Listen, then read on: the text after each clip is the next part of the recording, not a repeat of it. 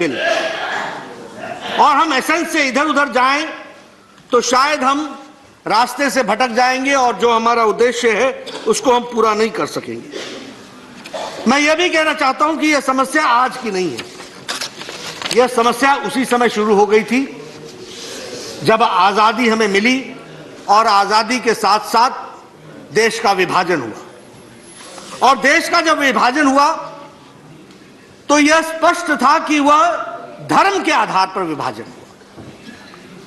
अब इसको हमें we can't mince words, this may be uncomfortable but we will have to venture on it. सच्चाई यही थी कि धर्म के आधार पर विभाजन हुआ और इस विभाजन की ट्रेजेडी हम सब लोग तो खैर पैदा भी नहीं हुए थे, मैं तो पैदा भी नहीं हुआ था, लेकिन जो मैंने सुना और जो इतिहास गवाह है, दुनिया में आज तक इतना बड़ा नरसंहार और इतना बड़े संख्या में लाखों लोगों का एक बॉर्डर से दूसरे बॉर्डर जाना और दूसरे से इधर आना, ऐसा न पहले कभी हुआ न उसके बाद हुआ है। यह हमको ध्यान में रखना चाहिए।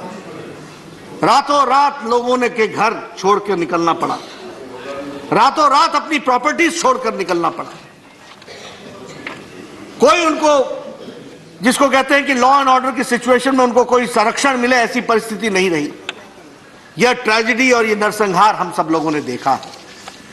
और मैं यह भी कहना चाहता हूं कि इस नरसंहार के समय उस समय के प्रधानमंत्री वो चाहते थे कि दोनों देशों में माइनॉरिटी प्रोटेक्ट की जाए। उनकी इच्छा थी कि दोनों माइनॉरिटीज दोनों कंट्रीज में प्रोटेक्ट हो। उस समय बांग्लादेश नहीं था, ईस्ट पाकिस्तान था और वेस्ट पाकिस्तान था, लेकिन प्रोटेक्ट हो इस बात की उनकी मन में इच्छा थी। लेकिन इच्छा होना और सच्चाई में धरातल में उतरने में जमीन आसमान का अंतर होता है।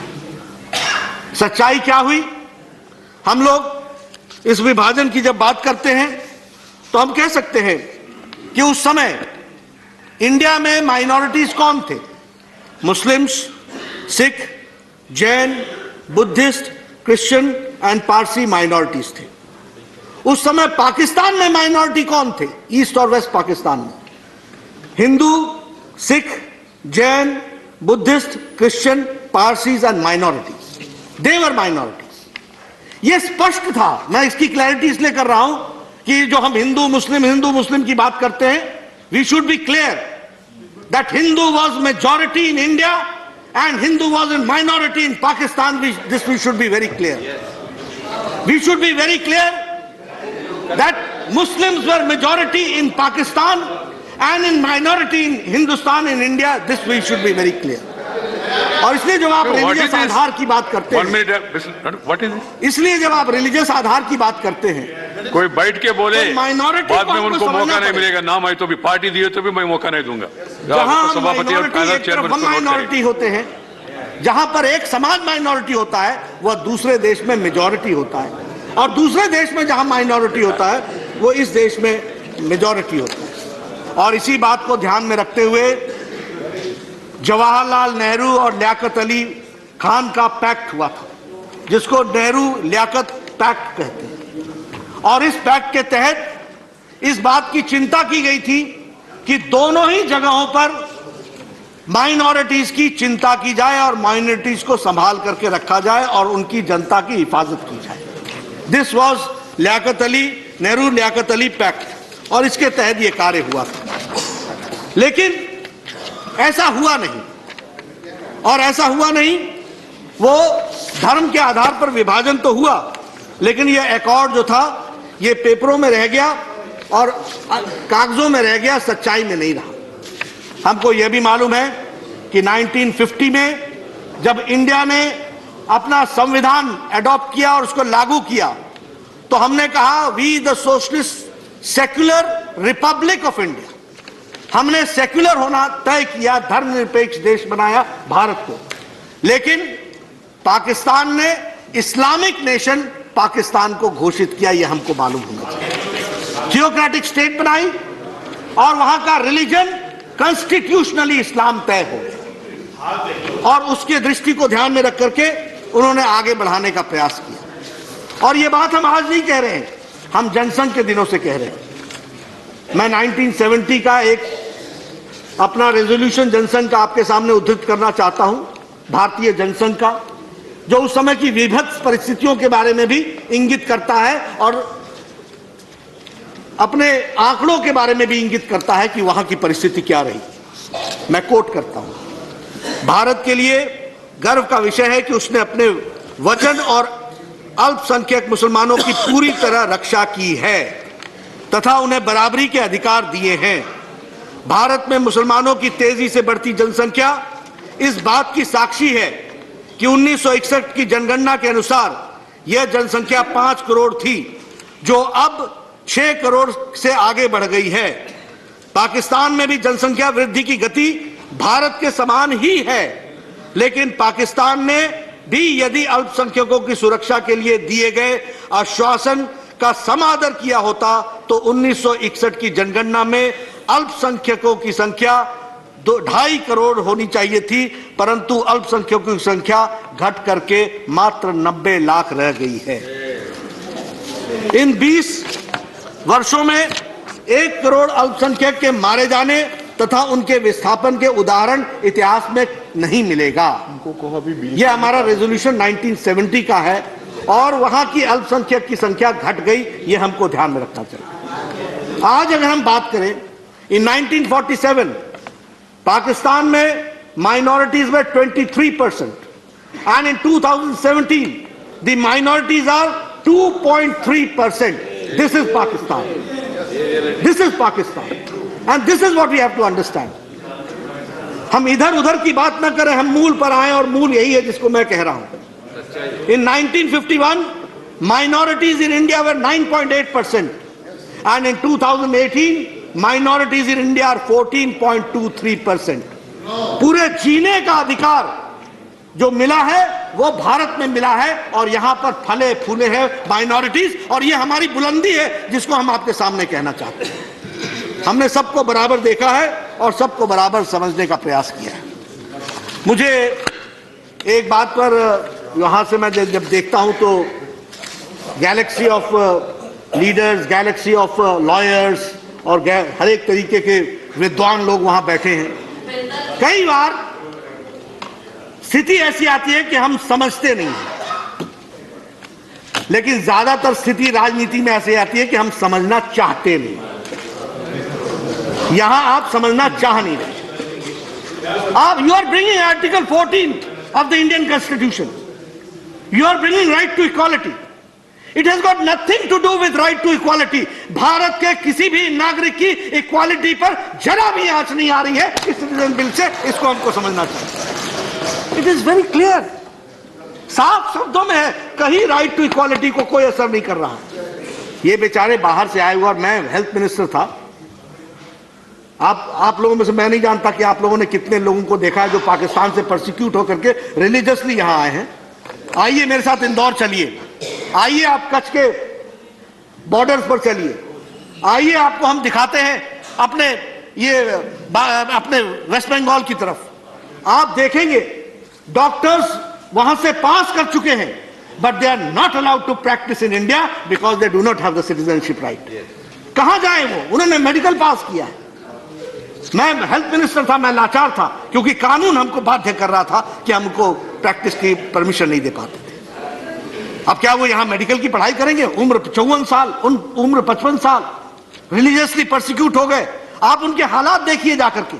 अगर आप लोगों में से एक भी नेता उनके हालात को देखेगा, वो तुरंत इस अमेंडमेंट बिल पर मुहर लगाएगा। ये बात मैं आपको कहना चाहता हूं, वो तुरंत मुहर लगाएगा। मैं बहुत से फैक्ट्स ला सकता हूं। अब मैं अफगानिस्तान की बात करता हूं। मेरा ये नहीं है, मैं कुछ आपके सामने उद्धृत करूंगा जो रिपोर्टिंग हुई है। न्यूयॉर्क टाइम्स 20 जनवरी 2002 को कहता है, every Sunday in the late afternoon the Sikhs and Hindus of Kabul, those who are left, traverse a circuit of sorrow. Like family members visiting a grave, they go to their ruined houses of worship, stopping to pray at each one. The temples were on one front line during the fractional fighting that devastated Kabul in early 90s only 2 survived intact.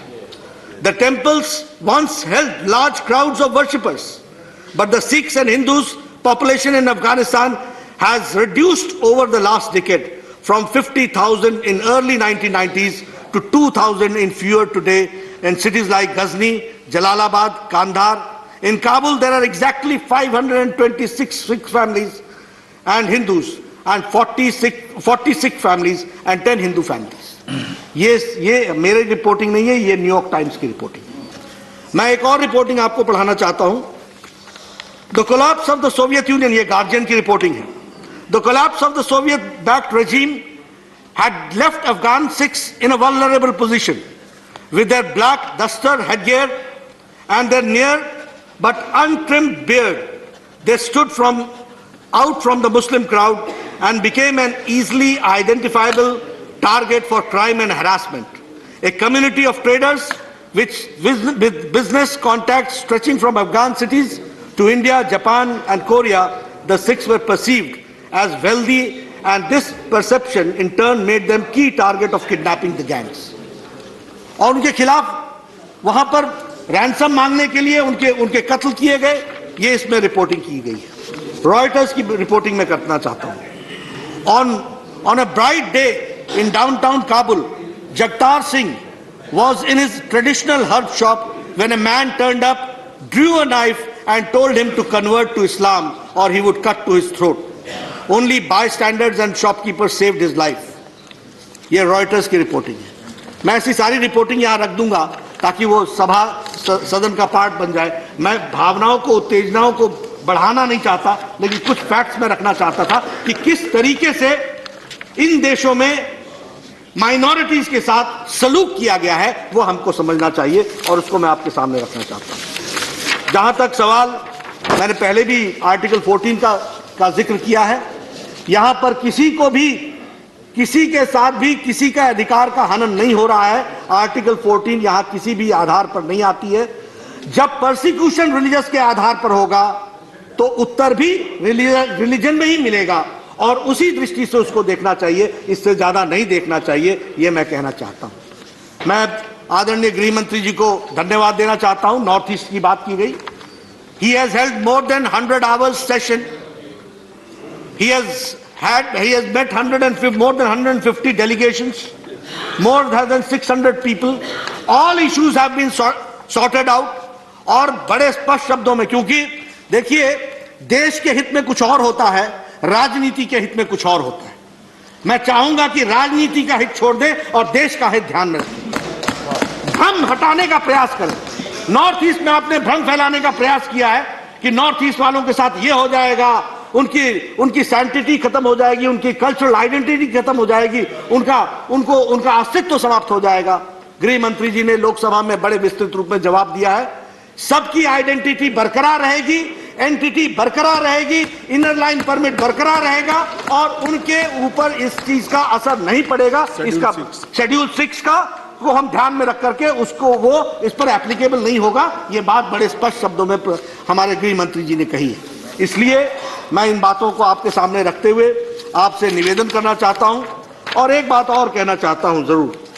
कई बार क्या होता है कि हम लोग भूल जाते हैं कि हमारी पार्टी का कब और क्या और कैसा स्टैंड रहा है, और इसी तरीके में कई बार क्योंकि सिर्फ जगह बदल जाती है तो उससे आर्ग्यूमेंट्स बदल जाते हैं। मैं चाहूंगा कि दिस